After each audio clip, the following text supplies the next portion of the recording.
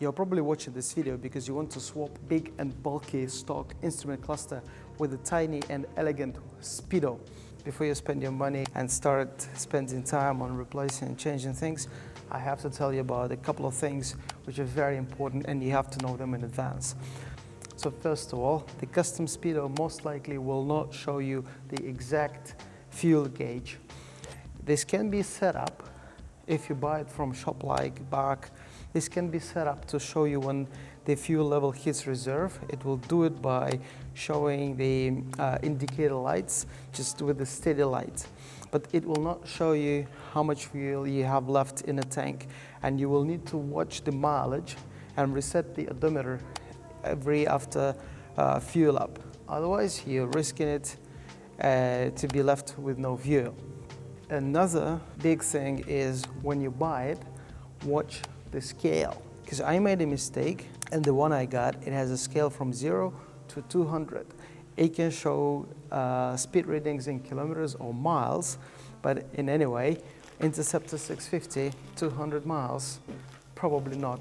When you have a scale from 0 to 200 and you're rising from 0 to 70, you're only using about 1/3 of the scale. So when you have a quick glance on a speedo, it's very hard to tell the difference between 50, for example, 50 and 70, or 20 and 30.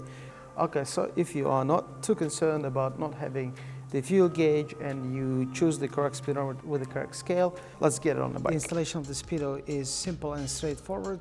I got my speedo prepared for this particular model, prepared by Bark, and so it comes with 4 connectors. 2 of them are needed to connect to the stock harness, and 2 of them are used to connect spare buttons. If you're not using the remote buttons, then just leave those empty. The installation is simple too. Mine came with a bracket, and in order to install it, you need to remove the handlebars. The bracket is mounted underneath the risers. One of the next jobs for me is to clean up this mess. Before you can use your new speedo, you need to configure it. The first thing you need to do, you need to make sure that the correct units are selected. So let's do that. In order to do it from the first time, let me consult with the user manual. Okay, here's what we need to do. Currently the speedo is set up in kilometers, so I need to change it into miles. So I need to enter in the setup mode by pressing mode and setup buttons for 2 seconds. Then I need to click mode and choose unit setup mode, and then I click mode to toggle between the units, and then confirm the selection with set. 2 seconds. 2 seconds. Good. All right, so step 1 is done. Units are selected in miles. Now I need to calibrate the speedometer. So in order to do this, I need to mount my phone to measure exactly 1 kilometer. All right, let's do it. I don't have anything better than a very flimsy phone holder to secure my phone. I also download a special application that uses GPS for tracking speed and distance. Hopefully this will do the trick.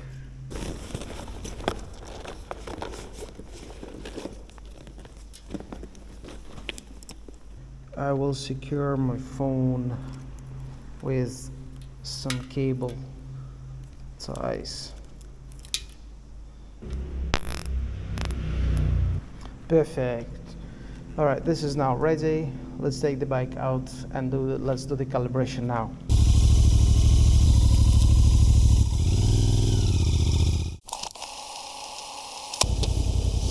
Okay, so I didn't do it right from the first time. I pressed set for 2 seconds, it was go. I thought I needed to go, but I needed to press mode 1 more time. Okay, now 0 is blinking. Let's do it again. This is why you need to read this manual. After driving 1 mile, stop, okay, and then hold set. for 2 seconds. Okay, something happened. Let's now check that everything is correct. It seems to be yes. I get it all set now. The speed units are correct and the speed measurement is fine. Feels fantastic, looks great. There's one more thing I forgot to tell you guys, and this is a big one. That is a big one. Mileage. So when you decide to replace the speedo, unless it's a brand new bike, you have some mileage collected on it, right?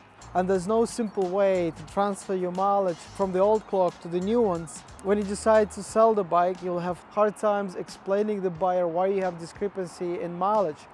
And at least in the UK, a couple of things you absolutely have to remember. When you do a service, when you do MOT, they track your mileage. You know, those applications that help you to check the history of the vehicle you're buying. Those applications, they can get access to the data. And if you don't pay attention, your buyer will see the discrepancy and most likely your resale value will significantly drop, or they will just reject buying your motorcycle. So that is a huge no-no when swapping the speedo, unless you have a new bike, of course. However, I decided that I will keep it, and there are some good reasons for me. First one is I bought this bike for myself. I bought it to enjoy it, I bought it to customize it. Another reason is, as suggested by a few guys in comments, if I keep the original unit and I have this one, I actually have 2 counters that count my genuine miles. And I can present 2 counters, I can present 2 clocks to the new buyer and convince them that I have genuine mileage. Another thing is, I bought it specifically to customize it, and I'm not stopping. I will carry on. Thanks for watching. I hope you enjoyed it.